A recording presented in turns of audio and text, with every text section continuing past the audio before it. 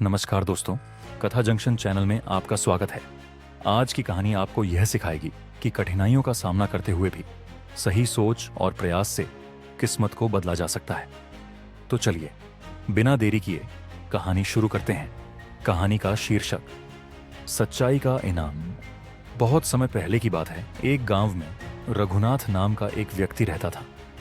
वह एक साधारण दर्जी था और अपने छोटे से घर में अपनी पत्नी लक्ष्मी और 2 बच्चों के साथ रहता था। रघुनाथ बेहद ईमानदार और मेहनती था, लेकिन उसकी आमदनी बहुत कम थी।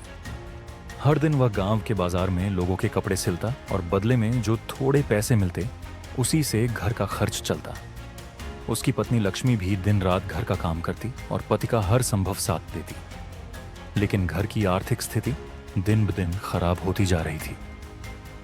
एक दिन रघुनाथ अपनी दुकान पर काम कर रहा था कि अचानक एक बूढ़ा व्यक्ति जो फटे पुराने कपड़े पहने हुए था उसके पास आया। बूढ़े ने कहा, बेटा, क्या तुम मेरे ये कपड़े ठीक कर सकते हो? मैं तुम्हें पैसे नहीं दे सकता, लेकिन तुम्हें दुआएं जरूर दूंगा।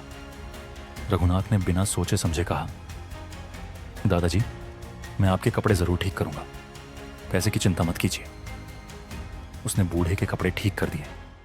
बूढ़ा उसे धन्यवाद कहकर चला गया।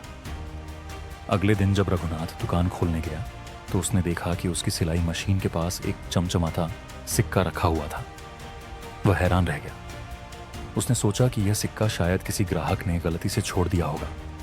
रघुनाथ ने उस सिक्के को संभाल कर रखा और इंतजार करने लगा कि कोई उसे लेने आएगा, लेकिन कई दिन बीत गए और कोई नहीं आया। आखिरकार उसने वह सिक्का बाजार में बदलवा लिया और उससे अपने बच्चों के लिए भोजन खरीदा। इसके बाद हर दिन जब रघुनाथ अपनी दुकान पर पहुंचता तो उसे वहां एक नया सिक्का मिलता। वह हैरान था, लेकिन उसने सोचा कि यह भगवान का आशीर्वाद है। उसने इन पैसों का इस्तेमाल अपनी दुकान को बेहतर बनाने और घर के हालात सुधारने में किया। धीरे धीरे रघुनाथ की दुकान प्रसिद्ध होने लगी। गांव के लोग उसकी ईमानदारी और मेहनत की तारीफ करने लगे। उसकी आमदनी बढ़ने लगी और वह पहले से बेहतर जीवन जीने लगा। एक दिन वही बूढ़ा व्यक्ति फिर से उसकी दुकान पर आया। रघुनाथ ने उसे पहचान लिया और कहा, दादाजी, ये सब आपके कारण हुआ है। मुझे रोज जो सिक्के मिलते हैं वे किसने रखे? बूढ़ा मुस्कुराया और बोला, बेटा, मैं कोई साधारण व्यक्ति नहीं हूं। मैं उस देवता का दूत हूं जो ईमानदारी और मेहनत की पूजा करता है। तुम्हारी ईमानदारी ने तुम्हें यह वरदान दिलवाया, लेकिन याद रखना, यह वरदान केवल तब तक रहेगा जब तक तुम इसे सही तरीके से इस्तेमाल करोगे। अगर तुम कभी गलत रास्ते पर गए तो यह सब छिन जाएगा।